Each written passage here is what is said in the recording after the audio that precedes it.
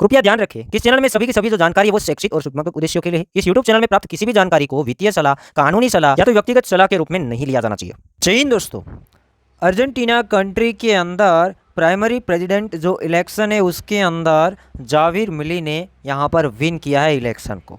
और ये जो शख्स है बिटकॉइन का काफ़ी ज़्यादा समर्थन करता था और ये जो बंदा है ये चाहता था कि बैंकों से ज़्यादा बिटकॉइन को सपोर्ट करना चाहिए, क्योंकि उसको पता था कि बैंकों की वजह से इन्फ्लेशन बढ़ रहा है। उसको खुद को ऐसा लगता था कि बैंकों की वजह से अर्जेंटीना के अंदर कंटिन्यू इन्फ्लेशन बढ़ता है, तो इसलिए ये बंदे ने चूज़ किया था बिटकॉइन को। मतलब पहले की बात है वो बिटकॉइन का काफ़ी ज़्यादा समर्थन करते थे और अब उसने इलेक्शन भी विन किया है। जो प्राइमरी प्रेसिडेंट इलेक्शन था उसकी बात कर रहे हैं। काफ़ी ज़्यादा इसने बिटकॉइन का समर्थन किया है कि अगर बिटकॉइन का यूज़ किया जाए तो इन्फ्लेशन के अंदर भी काबू लाया जा सकता है, क्योंकि बिटकॉइन की सप्लाई सबको पता है कि लिमिटेड है, उसमें उतना ज़्यादा प्रॉब्लम नहीं होगा क्योंकि वो सप्लाई लिमिटेड है, तो वहाँ पर कोई प्रॉब्लम ही नहीं आएगा। वहाँ पे कोई बर्निंग का भी सवाल नहीं आएगा, क्योंकि इन्फ्लेशन बढ़ता है तो फिर बैंक क्या करती है, मनी को बर्निंग करती है।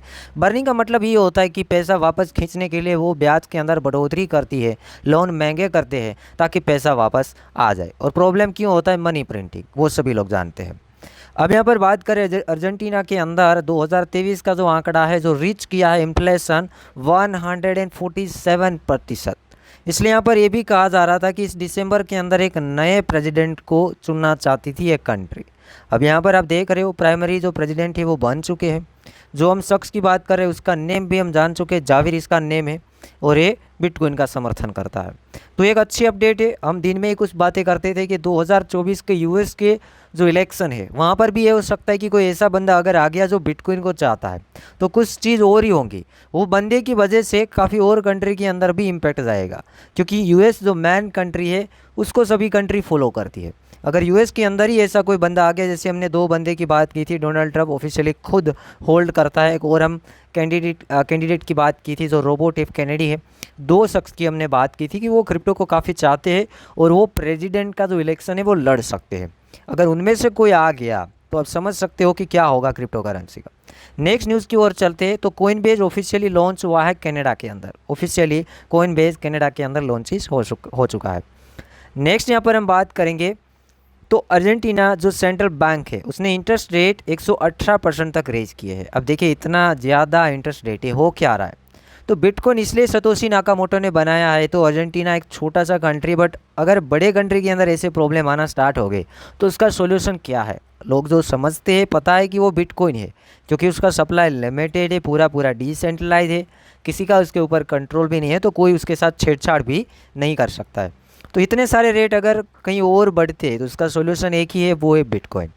नेक्स्ट हम बात करेंगे पॉपुलेशन के बारे में। जो अर्जेंटीना कंट्री का 4.58 करोड़ 2021 के आंकड़ा के मुताबिक इतना वहाँ पे पॉपुलेशन रहा है। अब हम मार्केट की बात करें तो बिटकॉइन का प्राइस $29,500 आ गया है।